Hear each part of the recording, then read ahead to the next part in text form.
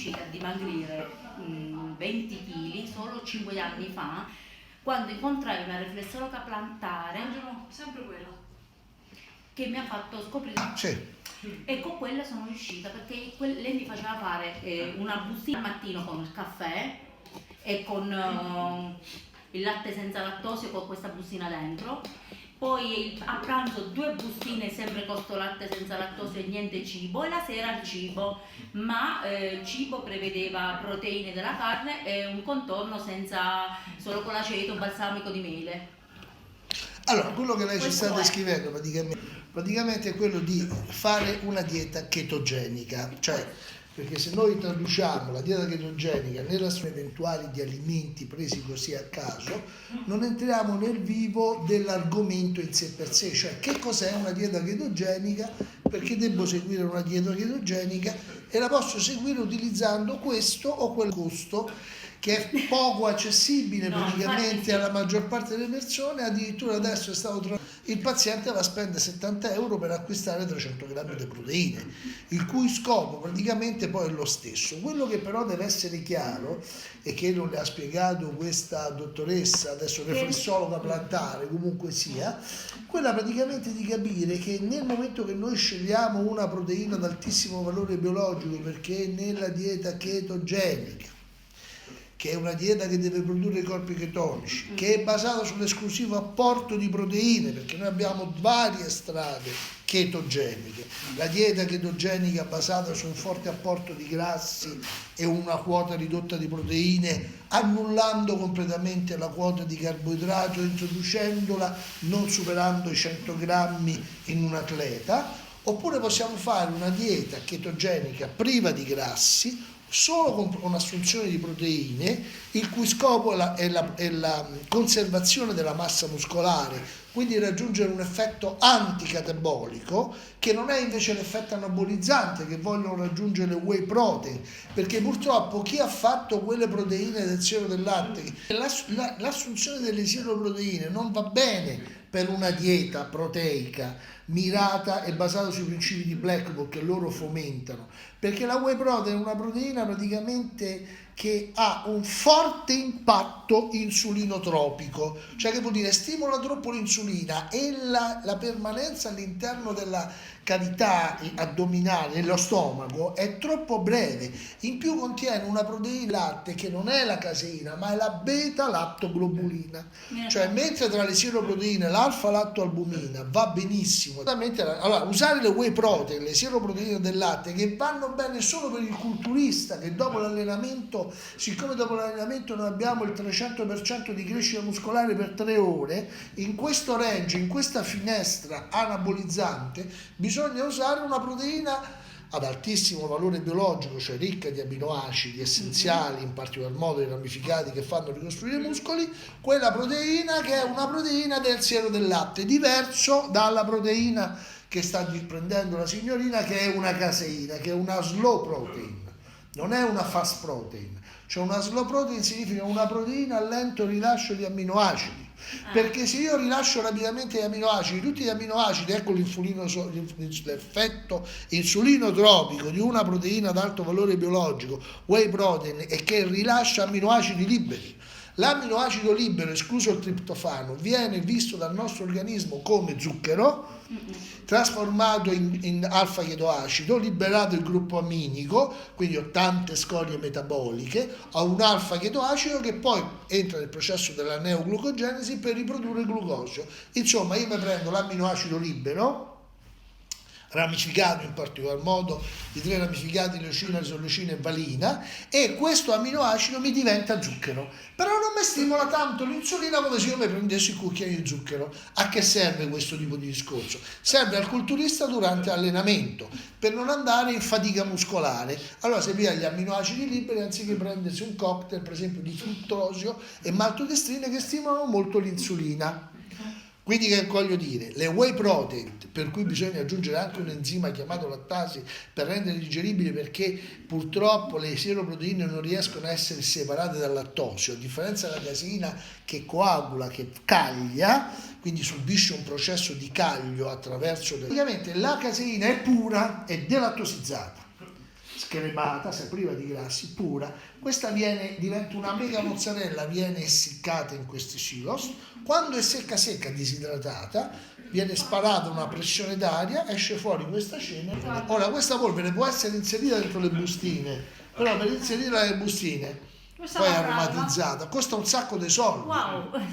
Costa un sacco di soldi, Certo, capito? costa un sacco di soldi. Allora, è inutile stare a spendere questi soldi, lasciamo nel barattolo, costa meno, abbiamo una proteina ad altissimo valore biologico perché la arricchiamo con gli aminoacidi neoglucogenetici, chetogenici come l'isoleucina che viene aggiunto, che quegli amminoacidi diciamo aromatici come il triptofano che ha un'azione importante per dare, poi c'è sempre una quota di cloruro di potassio e soprattutto l'ornitina e la citrulina, oltre a dare l'arginina, precursore del Viagra, dell'ossido nitrico, praticamente ha un effetto molto, perché è importante l'ossido nitrico, perché è importante l'ossido nitrico? Perché io più produco ossido nitrico, più praticamente io, che invece il grasso lo blocca la produzione di ossido nitrico, invece l'ossido nitrico stimolato dal substrato dell'arginina che arriva dall'ornitina, perché non entra come arginina, perché se io prendo un'integrazione di arginina, ecco l'errore che hanno commesso molti, è un amminoacido semplice, il corpo me lo trasforma in alfa-chetoacido.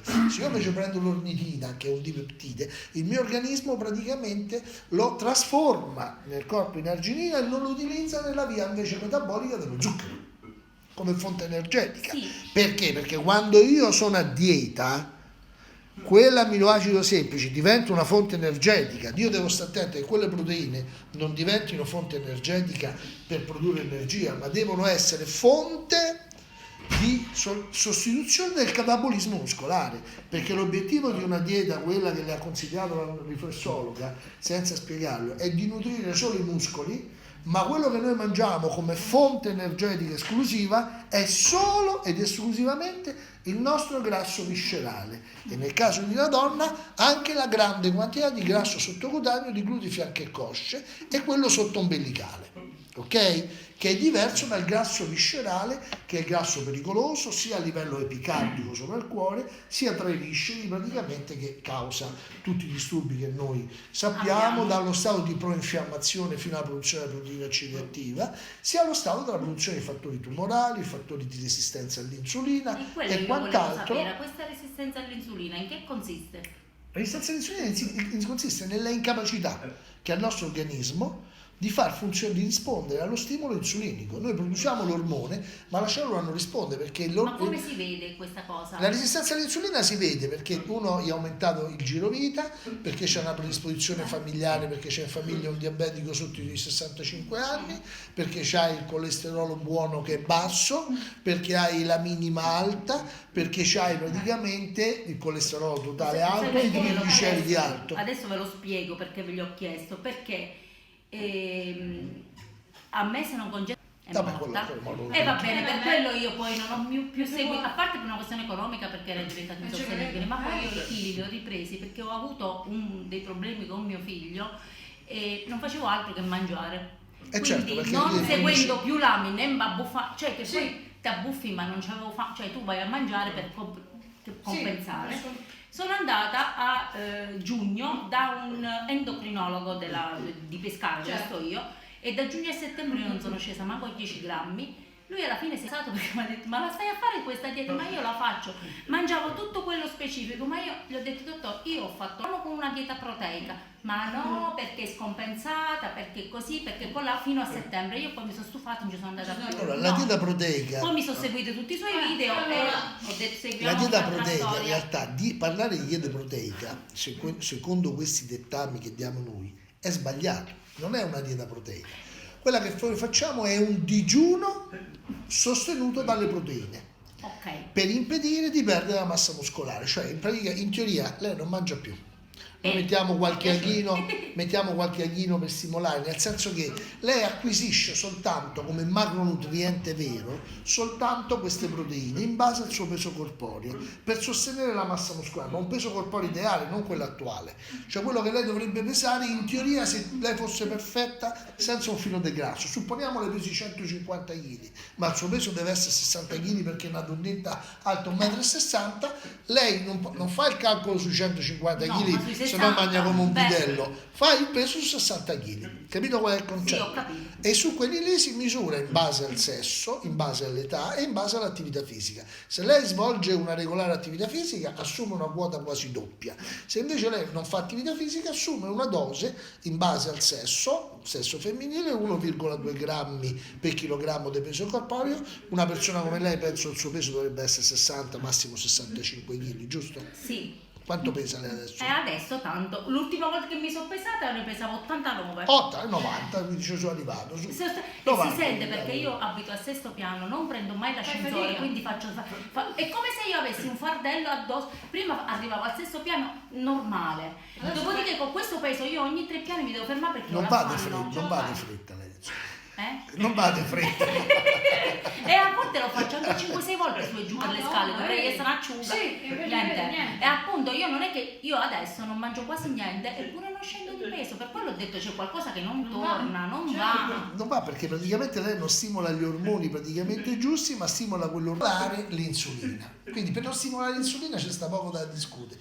L'obiettivo è quello di non muovere l'insulina. Una donna come lei che ormai ha dimostrato a se stessa e al mondo che è l'insulina fatta persona, cioè lei se uno gli dà da mangiare, lei cioè, se fosse andata in palestra avrebbe avuto un fisico da culturista, tutte masse muscolari, perché l'insulina se tu ti alleni ti fa crescere i muscoli, se non ti alleni ti fa crescere il grasso. Concetto praticamente proprio su come loro controllano l'apporto, diciamo, proteico. Ovviamente noi non siamo gente che si allena, ma a parte lei che sale 6 piani di scale, il nostro obiettivo fondamentale deve essere solo quello praticamente di mettere in innescare quel meccanismo che è il meccanismo praticamente bruciagrassi, cioè la sua fonte energetica sarà solo il suo grasso, lei praticamente dovrà però nutrire i muscoli. Ecco le Bernardis Protein, la differenza tra le Bernardis Protein no, la differenza è sostanziale, la differenza è proprio sottile. Prima di tutto non c'è il lattosio, infatti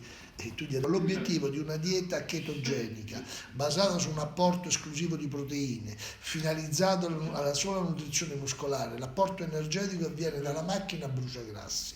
Il problema è che per 2 o 3 giorni noi staremo malissimo perché avremo questa mancanza di zuccheri in giro e non avremo ancora i corpi chetonici che vanno a sostituire gli zuccheri come fonte energetica. I corpi chetonici arrivano dalla macchina bruciagrassi, perché per entrare in funzione la macchina bruciagrassi si deve abbassare l'insulina e la glicemia. Se io sono in una condizione di insulinoresistenza, la mia fase di adattamento alla nuova dieta non dura 24 ore come un atleta, ma che si allena in palestra, arriva fino al 3% di grassi, come spiegavano quindi prima delle gare questi ragazzi, o prima di fare una copertina arrivano al 3%. Quindi sentono il malessere, ma è un malessere perché partono già da un livello. Per noi arrivare ad un livello di produzione di corpi chetonici a base di insulina, se siamo insulino resistenti e non siamo allenati alla dieta, il tempo può diventare lungo, specialmente se un soggetto è diabetico, c'è un tempo di latenza in cui si deve abbassare l'insulina e la glicemia più lungo. Ma questo però che vuol dire? Vuol dire che più stai male, meglio è. e più ti sta a fa bene. Ma io quando prendevo e facevo un pasto diciamo al giorno, io mi sono stata male 2 o 3 giorni. Sì, ma io già soffro di emicranie continue. Ma ti viene nausea, vomiti, emicranie, questo tutto. c'avevo. Quindi siamo entrati in chetosi, Sì, ma io già quando io ancora al ciclo, quindi già quando mi viene il ciclo, nausea, vomito, mandi popolo qua. Ma a volte mi prendono delle emicranie dove sto 3-4 giorni a casa, ma io ho detto può darsi pure che è il peso che mi fa tutta questa cosa, nessuno ci ha capito niente. No, l'emicrania potrebbe dipendere da una malocclusione dentale, se vuoi Lo sai che faccio un test. l'ho visto pure quello là. Le faccio un test veloce e lo vediamo subito. Ma non può essere, perché poi a me sa che mi fa male tutta questa zona. Certo, guardi, al 90% dovrebbe essere una malocclusione, facciamo rapidamente un test veloce. Ma io, mio marito mi sa che quando cammino tendo a mettere il piede pure così sto. Ma basta fare